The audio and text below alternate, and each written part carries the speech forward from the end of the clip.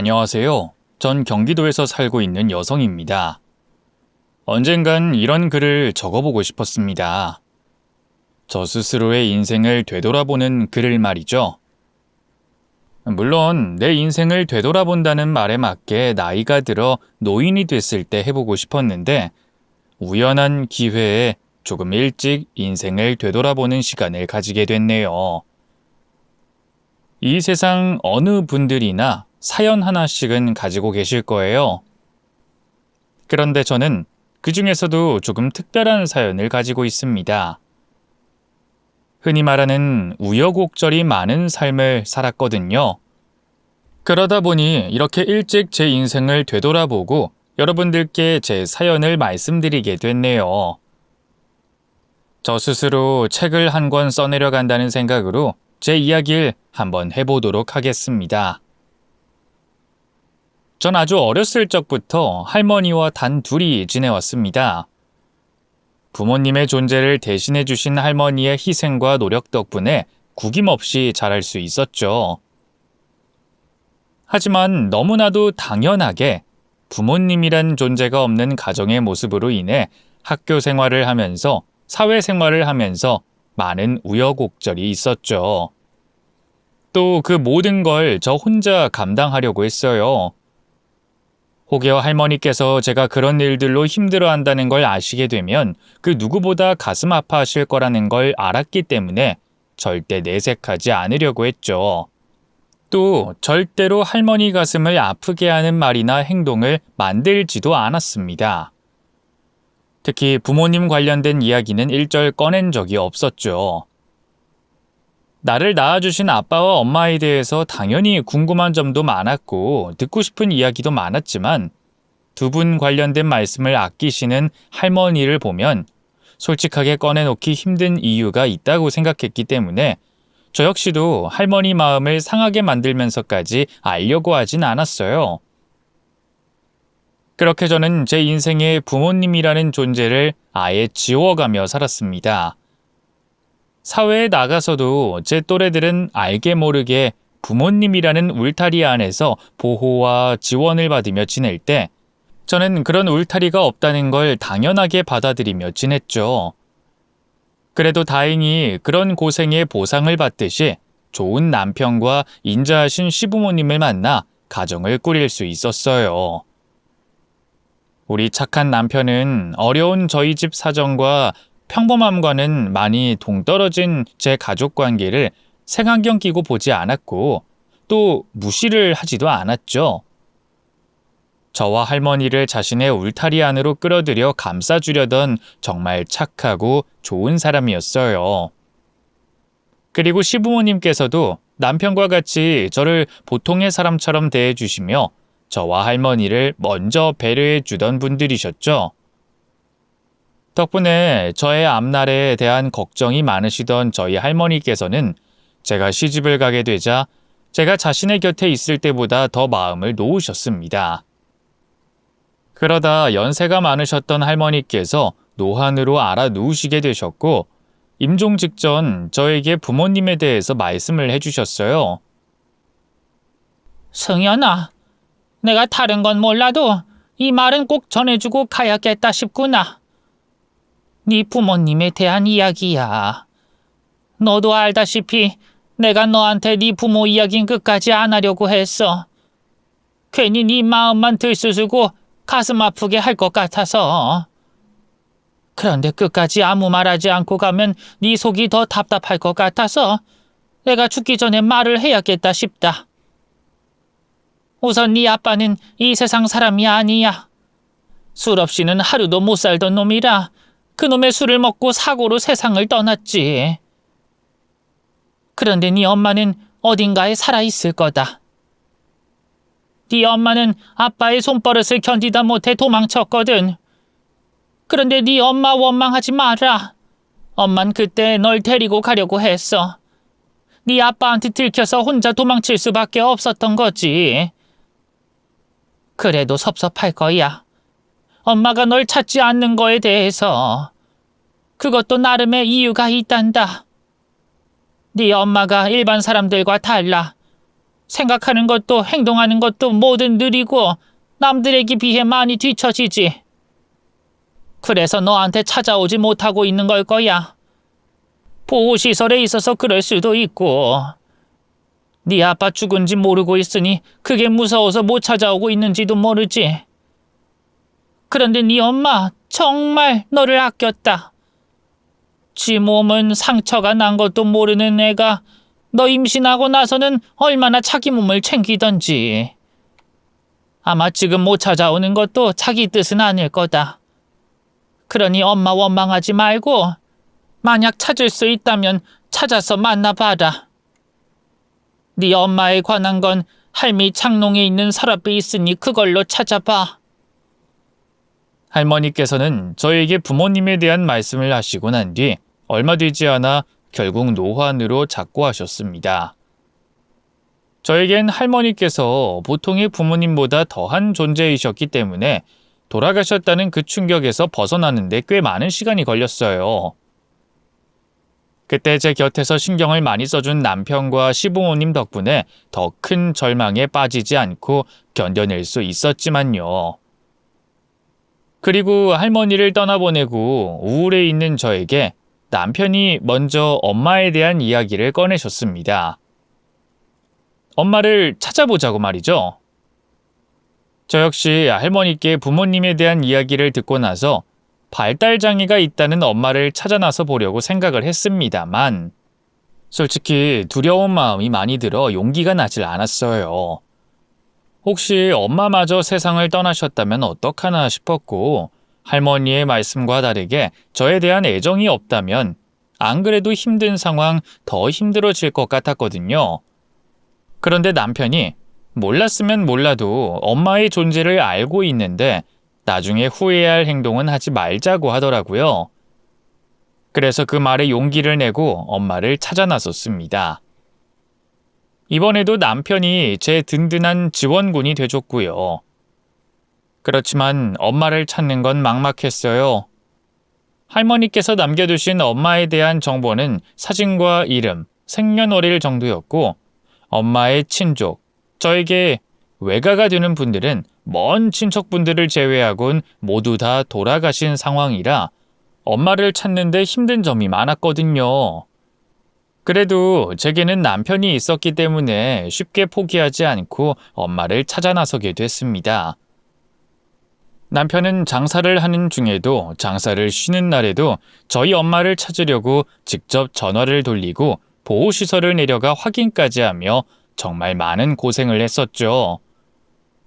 그런 남편을 보며 저 역시 엄마를 찾는데 더 많은 시간과 더 많은 노력을 쏟았습니다. 그리고 정말 다행히 저와 남편이 생각하는 것보다 더 일찍이 엄마를 찾을 수 있었죠. 엄만 보호시설에 계시지 않았고 홀로 생계를 이어가며 지내고 계셨어요. 자신의 몸 하나 가누기 힘든 열악한 환경에서 지내고 있는 엄마를 보니 이제껏 날 찾지 않았던 게 이 힘든 삶을 겨우겨우 버티고 계시느라 여력이 없었다는 걸 알 수가 있었습니다. 그리고 평생 저를 그리워하셨다는 걸 알 수가 있었죠. 물론 처음엔 30여 년이 넘어서 보게 된 딸을 보고 경계하셨어요. 안녕하세요. 저 한장자 씨 맞으신가요?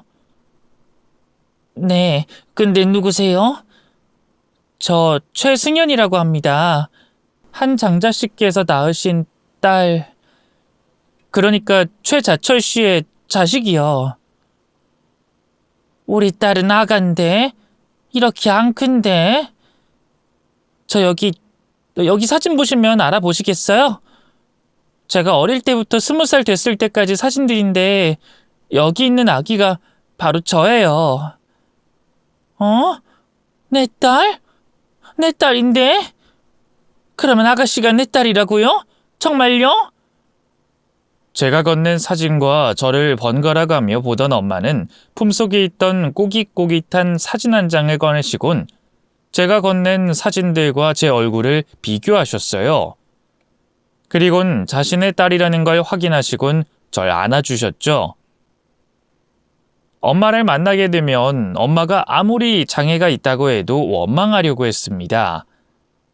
내가 얼마나 힘들게 살아왔는지 꾸역꾸역 버텨왔는지 말해주고 싶었어요. 그런데 코팅이 된 걸로도 모자라 테이프까지 붙여 간직하고 계시던 제 사진이 엄마 품속에서 나오고 그 사진을 저와 비교하며 자신의 딸임을 확인하자마자 저를 안고 우시는 엄마를 보니 도저히 그럴 수가 없겠더라고요. 그래서 저도 평생 불러보고 싶었던 엄마를 불러보며 엄마를 안고 엉엉 울었습니다. 고마웠어요. 보통의 사람들보다 생활하기 힘든 상황인데도 무사히 계셔줘서 말이죠. 그리고 이제 떨어져서 살고 싶지 않았습니다. 그래서 엄마를 집으로 모시고 오게 됐죠. 이후 엄마의 거처가 정해질 때까지 잠시 동안만 저희 집에서 머물기로 했었는데 어느 날 남편이 제게 엄마를 모시고 살자는 말을 하는 겁니다. 근데 당신 어머님 다른 데 모시고 마음 편히 지낼 수 있겠어? 자주 들리면 되니까 멀리서 전화로 안부 묻는 것보단 낫지. 그러지 말고 우리가 장모님 모시자. 당신만 좋다면 난 장모님 우리 곁에 모시고 살고 싶은데. 엄마를? 나도 그래주면 고맙긴 한데 미안해서. 그리고 시부모님께서 불편해하시지 않을까? 우리 엄마가 보통 사람들과도 다르고. 그건 걱정 마. 이미 아버지 어머니께 말씀드렸고 허락까지 받고 오는 길이야. 안 그래도 우리 부모님께서도 장모님 걱정되셔서 여러 가지 대안을 생각하시고 계시더라. 여차하면 우리들 방해 안 되게 장모님과 같이 지낼 생각도 하시면서. 어떻게 그렇게까지. 정말 고마워 여보. 그리고 아버님 어머님께도 내가 두 분께 찾아가서 감사하다고 인사드릴게. 정말 고마워 여보. 착한 남편은 저보다 더 저희 엄마를 생각해줬습니다. 또 그이보다 더 훌륭하셨던 시부모님께서는 우리 모녀를 배려해 주셨고요. 덕분에 엄마와 함께 한 집에서 생활할 수 있었죠. 정말 더없이 행복한 순간이었어요. 평생 보고 싶었던 엄마와 만나 한 집에 살 수 있었고 안타까운 저와 엄마를 배려해 주시고 사랑으로 품어주셨던 시부모님과 남편이 제 곁에 있었으니까 말이죠. 다른 사람들에게는 그러한 모습이 평범하게 보일지 모르겠지만 저 스스로에게는 더할 나위 없을 정도로 행복한 삶을 보내고 있었습니다. 그런데 불행이라는 건 꼭 그렇게 사람이 가장 행복할 때 찾아오는 것 같더군요. 저에게도 그때 인생에 휘청거리게 되는 불행이 찾아왔죠. 휴일을 맞아 시부모님을 모시고 외출을 한 날이었어요. 저희 엄마가 저와 함께 같이 살다 보니 항상 시부모님께 고마운 마음과 죄송한 마음이 있어서 여유가 있을 때면 제가 두 분을 모시고 외출을 하곤 했습니다. 대신 누군가는 엄마를 봐주고 있어야 해서 그럴 때면 남편이 엄마 곁에 있어줬죠. 그날 역시도 남편이 엄마를 돌보고 있었고 저는 시부모님과 함께 식사를 하고 두 분께 선물할 걸 같이 고르고 있던 중이었어요. 그러다 남편에게 전화가 걸려왔죠. 남편에게 걸려온 전화를 받자마자 큰일이 생겼다는 걸 알 수 있었습니다. 처음으로 다급한 남편 목소리를 듣게 됐거든요. 여보, 큰일 났어.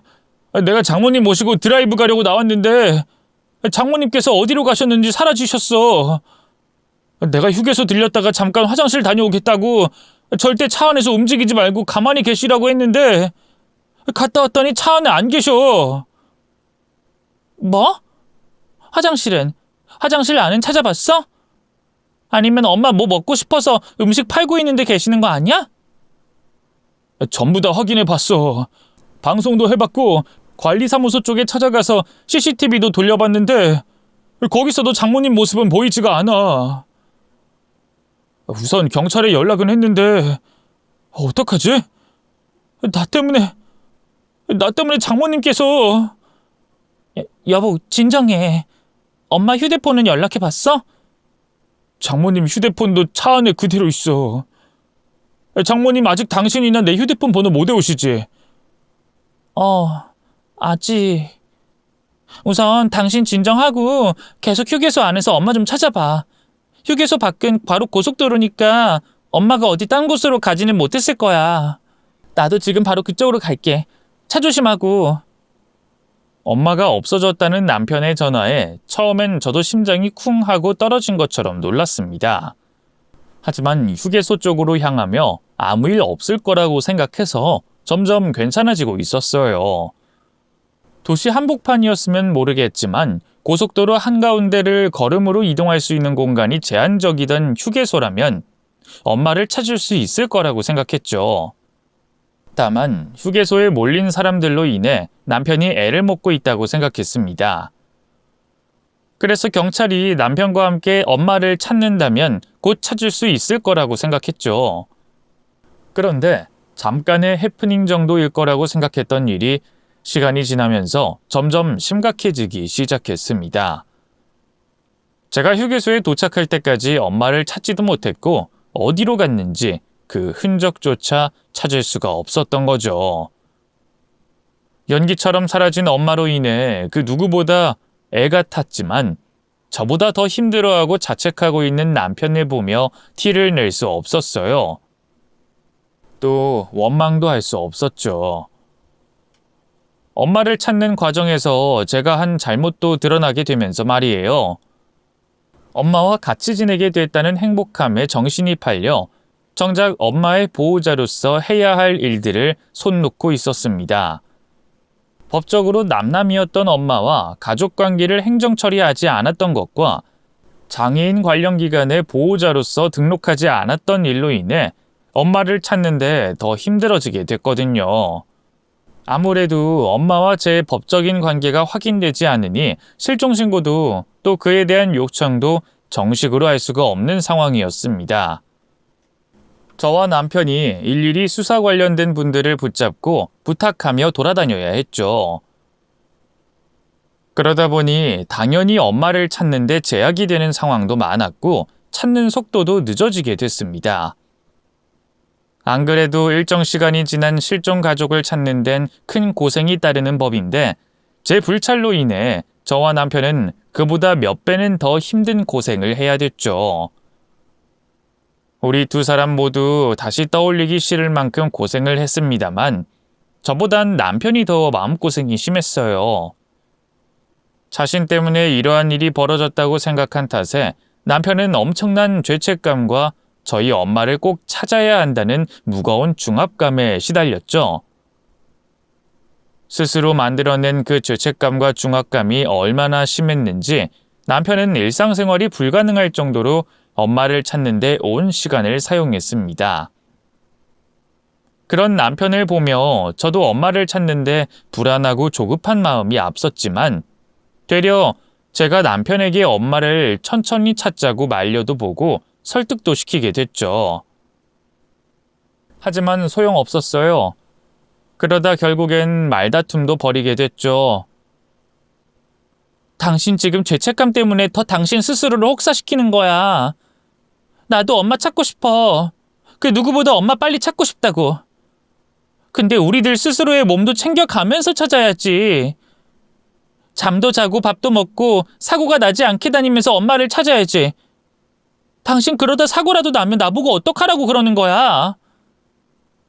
당신 마음 어떤지 알고 있으니까 조금만 진정하고 우리 차분하게 엄마 찾자.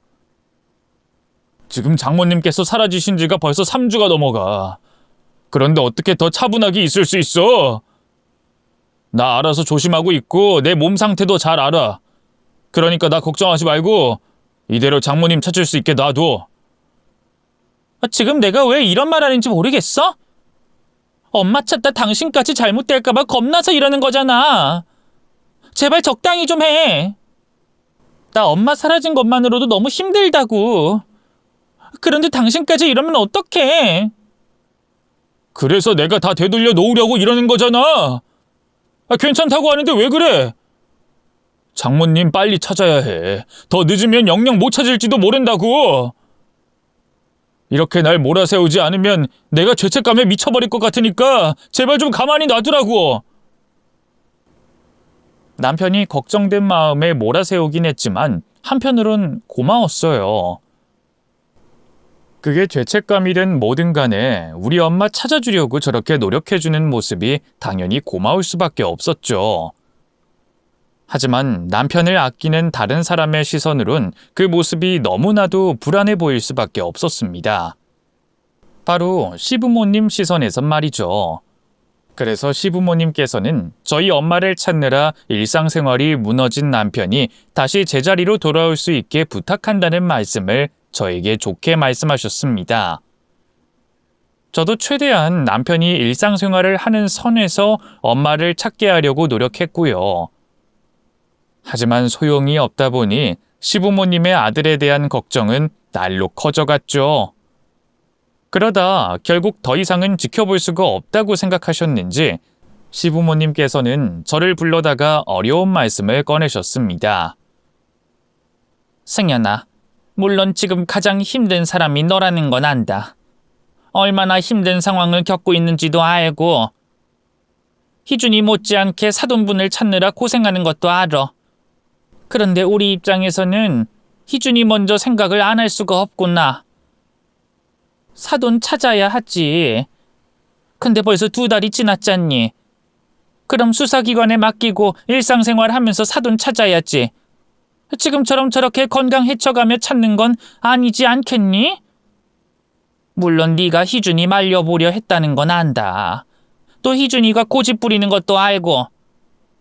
그런데 너도 알다시피 희준이 저 상태로 계속 있다간 사돈 찾기 전에 제가 잘못되겠어. 그래서 말이다. 네가 힘든 시기 겪고 있는 걸 알고 있지만 우리 희준이가 멈출 수 있게 네가 결정을 내려주면 안 되겠니? 결정이라면 이런 말 꺼내게 돼서 정말 미안하구나. 승연이 네가 우리 희준이랑 헤어져 줬으면 해. 미안하다 승연아. 정말 미안하고 이런 선택 강요하는 우리를 욕해라. 우리가 죽일 놈이다. 그런데 부모로서 자식 먼저 잘못되는 꼴은 도저히 못 보겠구나. 미안하다 승연아. 처음엔 말도 안 되는 일이라고 생각했어요. 시부모님의 마음도 이해가 됐지만 그렇다고 남편과 헤어지는 건 있을 수 없는 일이라고 생각했죠. 그런데 제 눈앞에도 누구의 말도 듣지 않고 위태롭게 있는 남편의 모습이 들어왔습니다. 제 말도 시부모님의 말도 듣지 않는 남편을 보며 정말 이러다 남편이 잘못되겠구나 싶더라고요. 그 위태로운 남편의 모습을 보며 제가 이혼을 하게 되더라도 남편이 가지고 있는 죄책감과 부담감을 덜어줘야 되겠다고 생각했죠. 남편에게 이혼하자고 말했습니다. 뭐? 이혼? 당신 지금 무슨 소리 하는 거야? 내가 장모님 모시고 나갔다 잃어버려서 그래? 알아. 당신 나한테 많이 화가 났다는 거. 그런데 내가 그래서 모든 걸 다 제자리에 돌려놓으려고 애쓰고 있잖아. 장모님, 내가 꼭 찾아낼 거야. 반드시 찾아낼 거라고. 그러니까 너무 충동적으로 생각하지 마, 응? 그런 거 아니야. 지금 보이는 당신의 그런 모습 때문에 이혼하자고 말하는 거야. 당신 지금 당신 모습이 어떤지 알아? 최근에 거울 본 적 있어? 당신 지금 말도 아니야. 겨우 3달 사이 사람이 반쪽이 됐고 새까매졌다고. 최근에 잠은 제대로 잔 적 있어? 밥도 대충 해결하잖아. 장사는 폐업한 것 마냥 매일 닫아놓고. 당신 이러다 정말 잘못돼. 위험하다고. 그러니 이제 그만둬. 엄마 찾는 일 내가 하면 되고 내 주변 사람들 도움 받으면 돼. 여보, 아니야. 우리 이혼해서는 안 돼. 당연히 남편은 이혼만은 절대 안 된다는 입장이었어요. 하지만 저 역시도 고집을 부렸습니다. 이렇게 강제로라도 남편이 느끼고 있는 죄책감과 부담감을 끊어주지 않는다면 포기하지 않을 남편이라는 걸 알았기 때문에 더 차갑게 또 냉정하게 행동했죠. 그래서 나중에는 마음에도 없는 소리까지 해가며 남편을 밀어냈어요. 남편은 그런 제 모습이 엄마를 잃어버린 탓이라며 더 자신을 자책했고 반드시 찾아내겠다고 말했고요. 그런 모습을 보며 남편과 이혼을 꼭 해야 된다고 마음을 굳혔죠. 이후에도 남편은 어떻게든 제 마음을 돌려보려고 설득을 했지만 오히려 저는 그런 남편의 모습을 보며 저에게 과분한 사람이라고 생각을 했고 그래서 더 매몰차게 냉정하게 남편을 밀어냈어요. 그리고 결국 남편도 어쩔 수 없다고 생각을 했는지 이혼 서류에 도장을 찍어줬죠. 제 생각보다 시간이 더 오래 걸리긴 했지만 남편과는 그런 식의 이별로 마무리를 할 수 있었습니다. 여전히 사랑하고 있던 남편과 이혼을 해야 하는 상황이었기에 당연히 가슴 아팠어요. 그런데 한편으론 조금은 제 마음이 가벼워졌습니다. 더 이상 그 사람이 괴로워하고 힘들어하는 모습을 보지 않아도 됐으니까요. 저와 헤어진 남편은 이혼으로 인해 잠시 동안은 힘든 시간을 보내겠지만 그 시간만 잘 견뎌낸다면 제 곁에 있는 것보다 더없이 자유로워지고 행복해질 거라고 생각했죠. 또 남편에게 그런 날이 빨리 오길 빌었습니다. 전 아주 잠시 동안이었지만 이 세상 가장 착하고 좋은 사람인 남편과 함께할 수 있었다는 걸로 만족을 하려고 했죠. 그렇게 남편과 이혼을 한 뒤 저는 아프고 힘든 마음을 추스를 시간을 가질 새도 없이 본격적으로 엄마를 찾아 나서게 됐습니다. 하지만 쉽지가 않았어요. 앞서 말했듯 엄마와 제가 법적으로 가족관계가 아니었던 상황이라 엄마의 실종 수사를 하고 있는 기관에 매번 연락을 돌려 새로운 소식은 없는지, 확인된 사항은 없는지 체크를 해야 됐고 그동안 엄마가 사라진 지역의 주변은 샅샅이 돌아봤기 때문에 엄마가 가게 됐을 지역을 예상하고 다시 찾아봐야 했죠. 동서남북 중 어느 곳으로 엄마가 갔을지 몰랐기 때문에 막막했어요. 그래도 다행히 이혼을 하고 얼마 지나지 않은 그 당시에는 경제적인 상황과 시간적 여유가 뒷받침이 돼줘서 동서남북 각각의 도시를 찾아가 엄마를 찾는 일에만 오롯이 온 시간을 사용할 수가 있었습니다. 하지만 주변 도시를 샅샅이 뒤졌는데도 불구하고 엄마와 관련된 소식이나 흔적은 찾을 수가 없었어요. 그리고 그동안 엄마를 찾는데 모든 시간을 쏟다 보니 수중에 있던 돈도 다 떨어져 가고 있었죠. 그때부터는 현실적으로 생각을 할 수밖에 없었어요. 그래서 자리를 잡고 일을 하면서 엄마를 찾을 수 있는 지역으로 가야 했습니다. 그 지역은 엄마가 있을 확률이 가장 높은 곳이어야 했어요.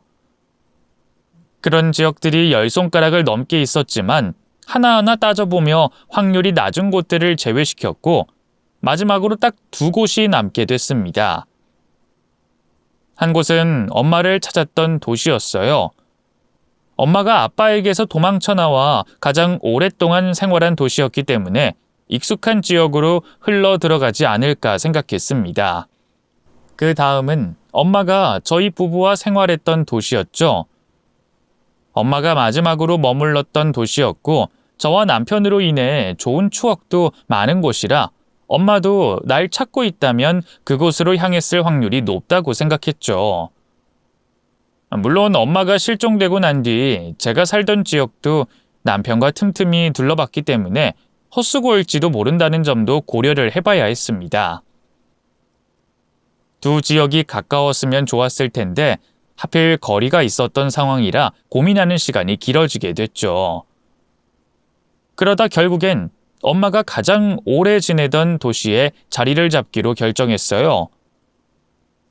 정말 마지막 순간까지 두 도시를 저울질했는데 결정적으로 엄마가 저희들과 있었던 집과 주변은 잘 기억하신다고 해도 도시 자체는 낯설게 생각할 거라고 저 혼자 결론을 냈습니다.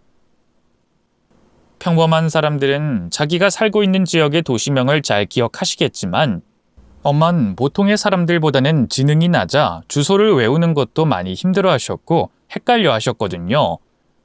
그래서 엄마가 익숙한 곳에 계실 확률이 높다고 생각해 저 역시 그곳에 집을 구하게 됐습니다.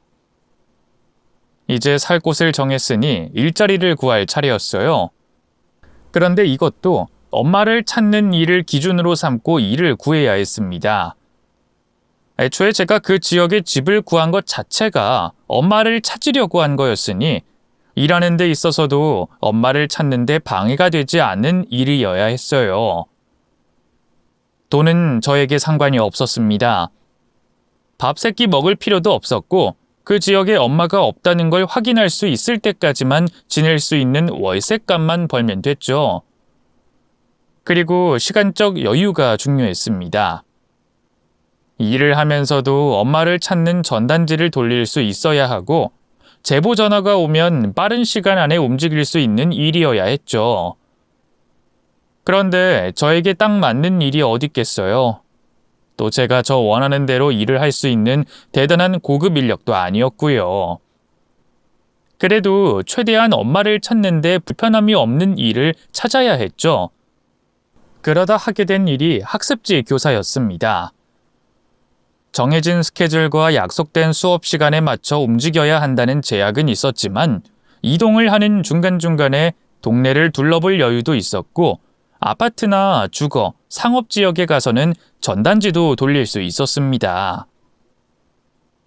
또 타이밍만 맞기만 하다면 수업이 끝나자마자 제보가 들어온 곳으로 이동할 수 있다는 장점도 있었죠. 그리고 결정적으로 제가 과거에 학습지 교사를 해본 적이 있다는 익숙함도 있었어요. 그래서 중간중간 시간이 얼마나 나는지 또 그 시간을 어떻게 유용하게 사용할 수 있는지 모두 계산이 됐죠. 과거의 경력으로 인해 학습지 교사 일을 하는 데는 큰 어려움은 없었고 그때부터 아이들을 가르치는 학습지 교사 일을 하며 엄마를 찾게 됐습니다. 그렇게 제 인생의 모든 초점은 잃어버린 엄마를 찾는 데 맞춰져 있었죠. 학습지 일을 하는 평일에는 이동하는 중간중간 엄마를 찾는 전단지를 돌리며 엄마와 비슷한 나이대 여성분들을 뒤쫓았고 일을 쉬는 주말에는 다른 지역으로 넘어가 엄마를 찾았어요. 오로지 엄마를 찾는데 모든 것을 다하는 생활을 몇 개월 동안 했지만 여전히 저에겐 엄마를 찾을 수 있는 단서 하나조차 없었습니다. 비슷한 사람을 봤다는 제보조차도 없었죠. 그럼에도 전 실망을 한다거나 포기를 해야겠다는 생각을 한 적이 없었습니다. 시간이 걸리더라도 언젠간 기필코 꼭 엄마를 찾아낼 수 있을 거라고 생각했거든요. 그래서 제 머릿속에는 당시 지내고 있던 도시에서 엄마의 흔적을 찾을 수 없다면 다음으로 넘어갈 지역에 대해 생각이 가득했습니다. 그러다 정말 우연치 않게 한 사람을 다시 만나게 됐죠. 남편을 만나게 된 겁니다. 그리고 남편을 만나게 되면서 저에게 기적 같은 일이 벌어지게 됐죠. 그날 일을 생각하면 아직도 단순한 우연이었다고 생각이 들지 않을 정도예요. 당시 저는 엄마가 그곳에 없을 거라고 생각해서 전에 지냈던 지역으로 사는 곳을 옮겨 다시 처음으로 돌아가 엄마를 찾을 생각이었습니다. 그러던 중 그날 원래 수업이 예정돼 있던 아이의 학부모님께서 연락을 주셔서 아이가 아파 수업을 도저히 못할 것 같다고 말씀하셨어요. 그래서 가던 길을 돌려 다음 수업 있는 집 근처에서 학습지 홍보도 하고 전단지도 돌리고 있었죠. 아무래도 전단지만 돌리면 나이가 드신 분들을 제외하곤 잘 받아주시지 않았는데 학습지 전단과 같이 돌리다 보면 아이가 있는 학부모님들은 겸사겸사 학습지 전단지와 엄마를 찾는 전단지를 같이 받아주셨거든요. 그래서 그때도 거리를 돌고 집을 찾아다니며 두 전단지를 돌리고 있던 중이었습니다. 그러다 한 집의 초인종을 누르게 됐는데 그 집에서 남편이 나왔어요. 연고도 없는 그 지역에 남편이 지내고 있을 거라고 생각도 하지 못했던 저는 너무 놀라 순간 얼음이 돼 있었습니다. 당신이 여기에 왜... 정말 여기 있었구나. 잘못된 정보였으면 어떡하나 많이 걱정했는데 오랜만이다. 내가 걱정한 모습보다는 좋아 보여서 정말 다행이네. 좋은 일이 있는데 당신 건강이 안 좋으면 어떡하나 싶었거든. 나 이만 가볼게. 일하고 있는 중이었거든. 잠깐만 들어와서 얘기할까? 당신한테 보여드릴 분이 있거든. 미안, 내가 바빠서. 나중에 또 우연히 마주치면 그때 소개시켜줘. 그땐 제가 너무 갑작스러운 상황에 놀라 남편이 무슨 말을 하는지, 제가 무슨 말을 하고 있는지 모를 정도였어요. 우선 이 자리를 빨리 떠나야겠다는 생각만 머릿속에 가득했죠. 그런데 남편이 제 팔을 덥석 잡기까지 하면서 제게 소개시켜줄 사람이 있다고 하는 겁니다. 정말 잠깐이면 돼. 당신이 꼭 만나야 하는 분이니까 거절하지 말고 들어와. 집에 들어오면 내가 무슨 말 하는지 알게 될 거야. 남편에게는 미안한 감정이 많아 얼굴도 똑바로 쳐다볼 수가 없었기 때문에 그 상황을 어떤 식으로든 빨리 끝내고 싶었습니다. 그래서 처음엔 남편에게 붙잡힌 팔을 빼내 건물 밖으로 나가려고 했죠. 그런데 남편이 놓아주지 않더라고요. 그렇다면 남편이 원하는 대로 해주고 얼른 이 상황을 끝내자고 생각했죠. 몸쪽으로 끌어당기던 팔에 힘을 놨고 남편을 따라 그 집 안으로 들어갔습니다. 그리고 그 집 안에서 남편이 집에 있을 거라고 생각하지 못했던, 제가 그토록 찾아 헤맸던 사람을 만나게 됐어요. 바로 엄마였죠. 엄마? 엄마 맞아? 엄마 어디 갔었어? 여태 어디 있었냐고? 내가 엄마 얼마나 찾아다닌 줄 알아? 엄마 찾는다고 얼마나 열심히 다녔는데 한 번도 내 눈앞에 안 나타나. 엄마 혹시라도 잘못됐을까봐 내가 얼마나 걱정했는데. 엄마 보고 싶었어. 고마워 엄마. 무사하게 있어줘서 고마워. 내 앞에서 나타나줘서 정말 고마워. 우리 승현이네. 승현이 엄마 보고 싶었구나. 엄마가 없어져서 우리 승현이가 많이 놀랐구나. 미안해 승현아. 엄마가 미안하다고 할 테니까 우리 승현이 울지 마. 우리 승현이 울면 엄마도 슬퍼. 엄마랑 승현이 만났잖아. 그러니까 울지 마. 그 집 거실에 있는 분이 내 엄마라는 걸 확인하자마자 전 엄마에게 달려가 안겼어요. 엄만 자신의 품에 안긴 사람이 딸이라는 걸 알고는 제게 울지 말라며 저를 다독여 주셨죠. 그리고 제가 안심이 된 마음에 엄마의 품에 안겨 눈물을 흘리자 제가 흘린 눈물에 무조건 자신이 잘못을 했다며 엄마도 울음을 터뜨리셨어요. 그렇게 1년 만에 재회를 하게 된 저희 모녀는 서로를 부둥켜 안고 한참 동안 눈물을 흘리게 됐습니다. 주체를 못하고 흐르던 눈물도 시간이 점점 지나며 잦아들게 됐고, 그제야 지금 이 상황이 어떻게 된 일인지 알고 싶어졌습니다. 잃어버린 엄마가 왜 남편 집안에 있는 것인지, 또 남편은 연고가 없는 이 지역에 왜 있는 건지 알고 싶었죠. 그리고 처음 남편을 만났을 때도 좀 이상하다 싶었어요. 깜짝 놀란 저와 달리 남편은 저와 마주칠 걸 알았다는 듯이 행동했으니까요. 그래서 저희 모녀의 재회를 감동스럽게 보고 있는 남편에게 어떻게 된 일이냐 묻게 됐죠. 지금 이 상황 어떻게 된 일이야? 엄마를 어디서 어떻게 찾았고, 당신 내가 여기로 올 줄 알고 있었어? 아니, 내가 여기에 지내고 있다는 걸 원래부터 알고 있었던 거야? 전부 다 설명해 줄 테니까 우선 진정 좀 해. 이제 장모님도 여기 있으니까 우리 시간은 많잖아. 그보다 당신 일하고 있는 중이라고 하지 않았어? 당신도 참. 지금 일이 문제겠어? 일은 내가 알아서 미룰 테니까 우선 어떻게 된 일인지 설명 좀 해줘. 그게 막상 설명을 하려니까 어디서부터 해야 할지 모르겠네. 우선 장모님 찾게 된 일부터 설명할게. 당신이랑 이혼한 뒤에 솔직히 아무것도 할 수가 없었어. 일할 의욕도 살아갈 의욕도 없었고. 그러다 내가 장모님을 찾으면 이 일이 다 해결되는 게 아닌가 싶더라. 그래서 다시 장모님을 찾아 나섰지.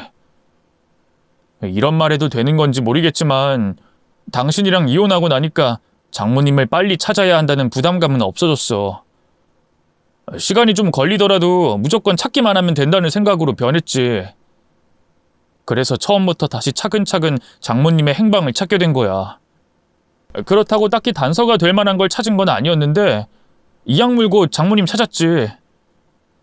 그러다 정말 우연히 우리 살던 동네 근처에서 장모님 관련된 연락이 왔어. 비슷한 분을 봤다는 제보였는데 그때부터 다른 지역은 가지 않고 우리 동네 근처만 계속 찾게 됐어. 그러다 놀이터에 계신 장모님을 찾게 된 거야. 그래서 어떻게 된 일이냐고 장모님께 여쭤보니까 없어진 그날 휴게소에서 버스를 탔다고 하셨어. 나도 정확하게는 모르겠는데 아마 그 휴게소에 정차돼 있던 관광버스나 장례식 버스에 올라타신 것 같아. 그걸 타고 가셨다가 내리셔서 돌아오시는데 시간이 좀 걸렸던 것 같고. 그런데 나도 장모님께서 어떻게 우리가 지내던 동네까지 찾아오신 건지 궁금했지. 당신도 알다시피 장모님께서 외우고 계신 주소는 예전에 살던 여기 주소밖에 없잖아. 그래서 여쭤봤더니 외우고 계시는 거야. 전에는 외우지 못하셨던 우리 집 주소를 그 집 주소 하나 가지고 사람들에게 묻고 물어서 오셨다고 하더라고. 물론 그 과정 전부를 알 순 없었지만 이제 장모님 찾았으니까 다 끝난 거라고 생각을 했는데 당신한테 장모님을 찾았다고 연락을 할 방법이 없는 거야. 당연히 당신 친구들에게 연락을 해봤지만 어쩐 일인지 하나같이 최근에 당신과 따로 연락을 한 적 없고 연락도 되지 않는다면서 잘 모르겠다고 하더라고. 그래서 당신이 일하던 곳으로 찾아가 봤는데 거기에서도 당신이 나랑 이혼한 이후부터 안 나왔다고 하니까 도저히 연락할 방법이 없더라고. 그래서 당신 친구들한테 매달리다시피 하면서 물어봤지. 그러다 한 명이 실수로 당신이 여기에서 학습지 교사 일을 하고 있다는 말을 들었어. 그 정보 딱 2가지만 듣고 무작정 여기로 내려오게 된 거야. 장모님이 계시니까 나 혼자 다시 찾겠다고 왔다 갔다 하면 또 이전 같은 일이 발생할까봐 아예 장모님 모시고 내려와서 지내려고 이사 왔고. 근데 그것도 딱 이틀 됐어. 어제 이사했거든. 여기 내려와서도 당신 만날 수 있을까 걱정했는데 이렇게 됐네. 안 그래도 장모님 준비만 마치시면 당신 찾아볼 겸 주변 산책도 해볼 겸 나가려고 했거든. 만약 내가 조금만 더 일찍 장모님 모시고 나갔으면 큰일 날 뻔했네. 어쩌면 당신과 같이 엇갈리게 됐을지도 모르잖아. 물론 꼭 만나게 될 거라는 믿음은 있긴 있었는데 이렇게 금방 만나게 될 줄은 정말 몰랐네. 정말 다행이다. 남편이 저에게 한 말만 들으면 엄마를 찾는데 많은 운이 작용해 일이 술술 풀린 것처럼 들리는데 나중에 남편의 주변 사람들에게 이야기를 듣고 보니 정말 고생이 많았더라고요. 엄마를 찾아 전국을 헤맨 건 당연했고 저희 부부가 살던 도시에서 엄마를 찾는 것도 계속 길이 엇갈렸는지 1달이나 넘게 걸렸다고 하더라고요. 하기야 어느 도시건 도시 한복판에서 움직이는 사람을 찾는 게 애초에 쉬운 일이 될 수가 없죠. 그 고생 끝에 엄마를 찾은 뒤에도 남편은 저와 연락을 닿기 위해 정말 많은 고생을 했어요. 제 주변 사람들이 남편에게 제 연락처나 주소를 절대로 알려주고 하지 않았으니까요. 제 주변 사람들이 남편에게 제 연락처와 주소지를 알려주지 않았던 건 모두 제 부탁 때문이었습니다. 이혼 과정에서도 남편은 저와 헤어질 수 없다는 태도였기 때문에 이혼 이후에도 많은 미련이 남을 거라 생각했어요. 그래서 저에 대한 미련을 확실히 끊어낼 수 있도록 그로 인해 남편이 저희 엄마를 찾아야 한다는 책임감과 부담감에서 해방될 수 있도록 하기 위해 제가 주변 사람들에게 여러 차례 신신당부를 했습니다. 남편이 어떤 말을 해오든 절대로 저에 대한 근황과 정보를 알려주지 말라고 말이죠. 그런 이유로 남편이 저를 찾는데 꽤나 고생을 했다고 하네요. 제 주변 사람들에게 전화로 매달리다시피 했고 몇몇 사람들에게는 직접 찾아가 무릎까지 꿇고 빈 적도 있었다고 했습니다. 물론 남편 입에서 저희 엄마를 찾았다는 말까지 나왔었지만 제 친구들은 그 말 역시 남편이 저와 만나기 위해 거짓말을 한다고 생각해서 한사코 모른다고 고개를 휘저었다고 했었죠. 그런데 정말 다행히 한 친구가 순간적으로 말실수를 하게 된 겁니다. 그 이야기를 남편은 흘려듣지 않았던 거고요. 남편이 가진 정보라고는 제가 지내고 있다는 도시명과 어느 학습지인지 모르지만 학습지 교사 일을 하고 있다는 것밖에 없었죠. 막막한 정보였지만 이제까지 저에 대해 조그만한 정보도 없었기 때문에 그 정보만으로도 저를 찾는데 충분하다고 생각했다고 합니다. 그래서 엄마를 모시고 제가 지내고 있다는 곳까지 내려온 거예요. 집까지 구해서 말이죠. 그러다 정말 우연에 우연이 겹쳐 남편이 엄마를 모시고 내려오게 된 지 단 이틀 만에 저와 만나게 된 겁니다. 그것도 저는 며칠 뒤 다른 지역으로 옮기려고 하던 중에 말이죠. 남편이 며칠만 더 늦게 내려왔다면, 남편을 만나기 전 수업이 취소되지 않았다면 저와 남편은 길이 엇갈릴 수도 있었어요. 당연히 엄마를 만나는 것도 얼마나 더 걸리게 됐을지도 모르고요. 자세한 사항을 모르고 있을 때도 남편의 입에서 나온 이야기만으로도 충분히 기적과 같은 일이 벌어졌다고 생각했습니다. 그러다 보니 남편의 이야기를 듣고 있는 동안 진정이 돼 멈췄던 눈물이 다시 흐르기 시작했어요. 남편에게 너무 고마웠습니다. 엄마를 찾아준 것에 대한 고마움은 물론이고 남편이 어떤 마음에 지금까지 엄마를 찾고 있었는지 알았기 때문에 더 고마웠죠. 그래서 남편에게 얼굴을 들지 못할 정도로 더 미안했습니다. 딸인 저는 정작 엄마를 찾는데 아무것도 하지 못했는데 이혼하는 걸 받아들일 수 없다는 남편에게, 이혼의 남남이던 남편에게 계속해서 짐을 떠안게 만들고 몸고생, 마음고생을 하게 한 것 같아서요. 정말 고마워. 내가 당신한테 받은 은혜 절대 잊지 않을게. 내가 평생 죽는 날까지 당신한테 이 은혜 갚도록 노력할게. 정말 미안하고 정말 고마워. 그리고 정말 고생 많았어. 당신 아니었다면 나 엄마 못 찾았을지도 몰라. 모두 다 당신 덕분이야. 정말 고마워. 무릎을 꿇고 오열하면서 남편에게 감사하다 절을 했습니다. 남편은 그런 저를 일으켜 세우면서 되려 자신이 미안하다는 말을 해왔죠. 당신이 왜 나한테 감사하고 미안해해?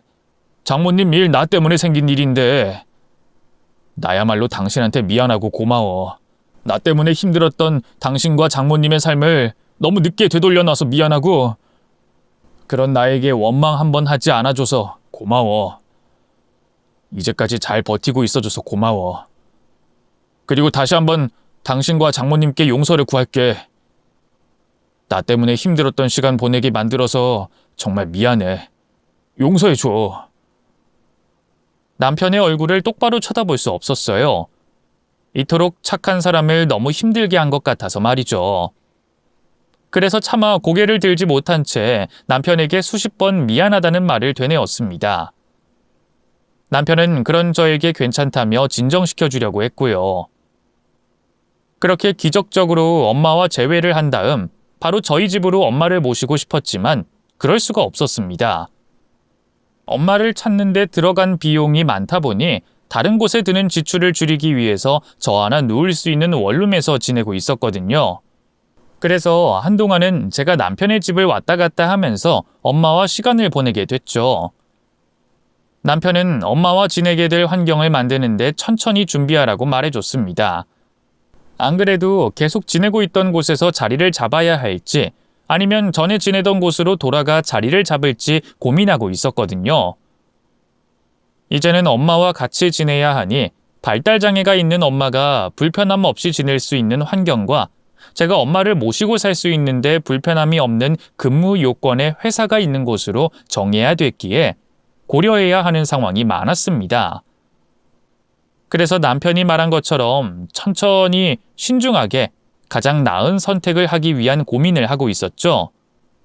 그런데 그때 남편이 뜻밖의 제안을 해왔습니다. 어떻게? 앞으로의 계획은 잘 진행되고 있어? 생각보다 고려해야 할 사항이 많네. 이것저것 따지다 보니까 원래 생각하던 지역 말고 다른 곳들도 눈에 들어오기도 하고. 미안, 내가 너무 늦어지지. 나 때문에 당신이 불편하겠다. 최대한 빨리 결정하도록 할게. 아니면 내가 지금이라도 엄마랑 같이 지낼 수 있는 방이라도 알아보고. 부담 주려고 물어본 거 아니야. 천천히 생각해. 나도 장모님과 같이 지내는 게 좋기도 하고. 그리고 또? 왜? 무슨 할 말 있어? 그러니까 좀 이상하게 들릴 수 있는데 우리 다시 합치면 안 될까? 이제 장모님 찾았으니까 우리가 헤어져야 했던 이유는 해결된 거 아니야?